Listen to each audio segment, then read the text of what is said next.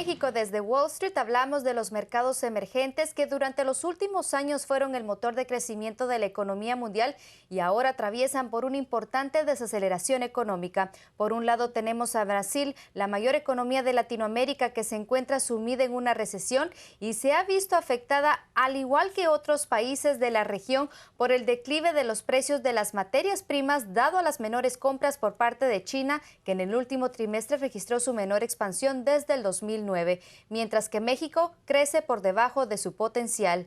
Hoy en el estudio me acompaña Alfredo Cutiño, director para América Latina de Moody's Analytics, quien participa en la Conferencia Mundial de las Naciones Unidas sobre Perspectivas Económicas Globales. Gracias por acompañarnos. Bienvenido. Es un placer estar contigo, Carla. ¿Los mercados emergentes son un riesgo para los países desarrollados y pueden estropear su recuperación? Bueno, representan un riesgo en la medida en que pueden hacer el crecimiento de la economía mundial más lento en los próximos años, pero yo creo que hay la suficiente fuerza, sobre todo de parte de las economías industrializadas, particularmente los Estados Unidos, en donde se ve una recuperación bastante bien definida y avanzando con fuerza, de tal manera que yo creo que el efecto que pudieran tener de arrastre es poco importante en los próximos años. Latinoamérica está previsto a crecer menos del 1% este año y alberga 6 de las 11 monedas de peor rendimiento o desempeño en los mercados emergentes. ¿La región es la próxima en caer? Por lo que hemos visto y por el consenso de los mercados, parece ser que América Latina enfrenta un año muy difícil en el 2015. De hecho, hasta hace unos meses se pensaba que la región podría crecer alrededor de 0%. Lo que hemos visto de parte de los representantes de cada uno de los países es que posiblemente la región reporte una contracción de entre menos 0.5% y 1%, de tal manera que el riesgo de recesión para América Latina ha crecido y yo creo que es bastante grande para el presente año. ¿En cuánto ha crecido? ¿Cuánto es esa probabilidad? Bueno, tenemos ahí un problema muy fuerte en Brasil. Se espera que Brasil reporte una contracción de 3%. México, los pronósticos se han revisado a la baja, se espera que crezca alrededor del 2%. Tenemos una profunda recesión en Venezuela y Argentina está creciendo de manera muy lenta, de tal manera que la probabilidad de que esto lleve a la región a un crecimiento negativo en el año ha crecido de manera muy importante para el año. En esta reunión en la que participa aquí en Nueva York, entre las diferentes inquietudes que tienen ustedes, me imagino que ha de ser la primera subida en las tasas de interés por parte de la Fed en una década, también la desaceleración económica que enfrenta China y una posible crisis en los mercados emergentes. ¿Cuáles son las principales preocupaciones de ustedes, los economistas, en estos momentos? Básicamente son dos, las cuales ya las mencionaste, Carla. Yo pondría en primer lugar el alza de tasas de interés por parte de la Reserva Federal, en donde el consenso prácticamente descarta que eso pueda suceder a finales de este mes. La siguiente probabilidad es hacia finales del año. Y yo diría que la probabilidad más alta es que se presente hasta el siguiente año. Es lo que hemos estado discutiendo y parece ser que los mercados consensúan alrededor de esa probabilidad. Yo catalogaría este evento como uno de los más importantes, no tanto por el hecho de lo que haga la Fed, sino más bien de la volatilidad que ello va a generar en los mercados y sobre todo en los mercados emergentes como México y el resto de América Latina. Pero yo creo que no todo está en manos de la Reserva Federal. La Reserva Federal va a hacer lo que tiene que hacer, lo que ha dicho que va a hacer. Pero yo creo que el efecto más importante es el que se va a derivar de cómo reaccionen cada uno de los gobiernos, cómo reaccionen de cada uno de los bancos centrales y los ministerios de finanzas para poder defenderse de esta volatilidad. El segundo factor es lo que está pasando en China. Se ha especulado mucho de que la desaceleración en China puede elevar el riesgo de una recesión. Con los representantes de China hemos estado discutiendo en estos días y afortunadamente trajeron buenas noticias. Ellos aseguran que China no va a crecer menos de 6% de aquí para adelante y ellos están hablando de los próximos 10 años. Tienen la firme intención, al menos del gobierno chino, de que no van a dejar que la economía crezca menos del 6%.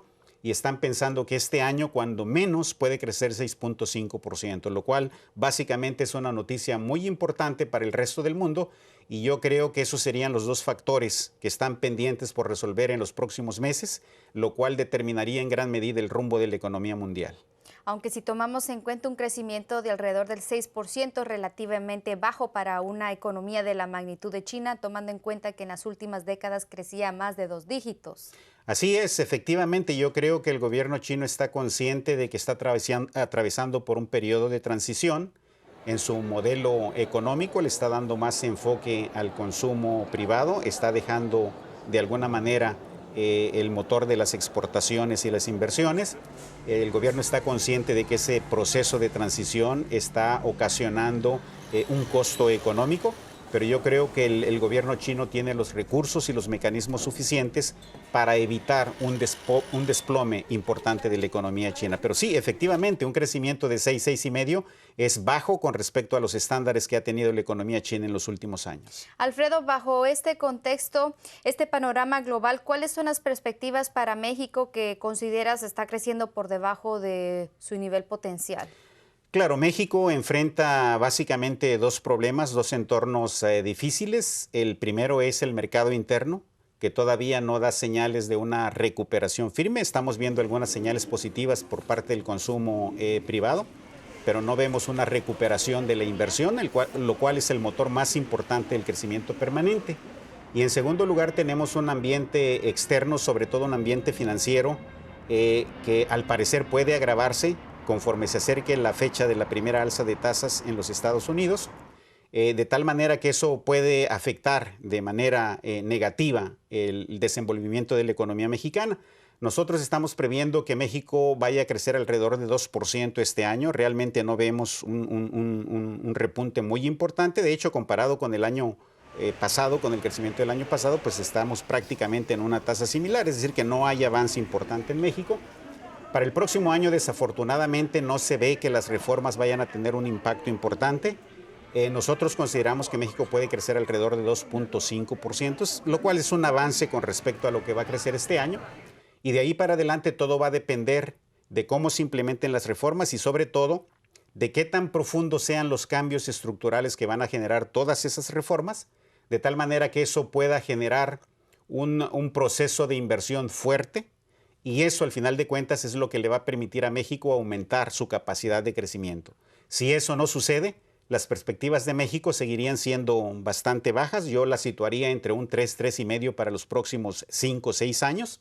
Pero esperemos y tenemos esperanza de que los cambios que generan las reformas puedan detonar ese proceso de inversión y que eso lleve al país a aumentar su capacidad productiva. Algunos de los gestores de fondos, economistas, analistas acá de Wall Street con los que hablo siguen optimistas sobre México. Te pregunto, ¿México continúa de moda? ¿Sigue de moda? Bueno, yo creo que México sigue teniendo su atractivo. Las reformas definitivamente representan un punto a favor del país.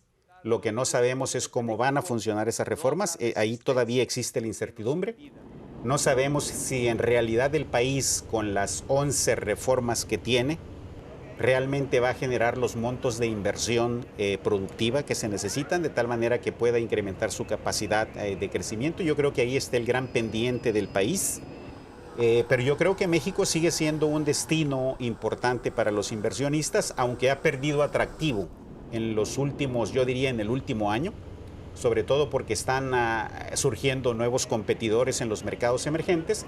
México tiene reformas, sí, pero está pendiente todavía el ver qué tan profundas son esas reformas.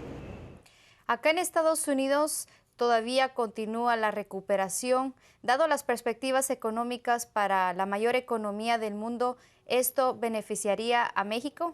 Sí, definitivamente. México tiene un ciclo económico que depende en gran medida de lo que sucede en los Estados Unidos. De tal manera que en el pasado siempre hemos visto que cuando Estados Unidos se cae, México se hunde. Y cuando Estados Unidos se recupera, a México le va súper bien. Ha habido una pequeña desincronización en el último año entre México y los Estados Unidos, pero definitivamente hay un impacto muy importante de la recuperación estadounidense en la economía mexicana. De hecho, se espera que la recuperación definida en los Estados Unidos pueda ayudar al sector exportador mexicano. y que eso de alguna manera ayude a compensar la debilidad del mercado interno. Definitivamente Estados Unidos sigue siendo un motor importante que va a jalar a la economía mexicana. Muchas gracias, Alfredo Cutiño, director para América Latina de Moody's Analytics, por tus comentarios y bueno, estas perspectivas que nos das sobre América Latina. Por supuesto, es un placer, Carla. Gracias. Eso es todo por mi parte. Desde Nueva York, regresamos a México.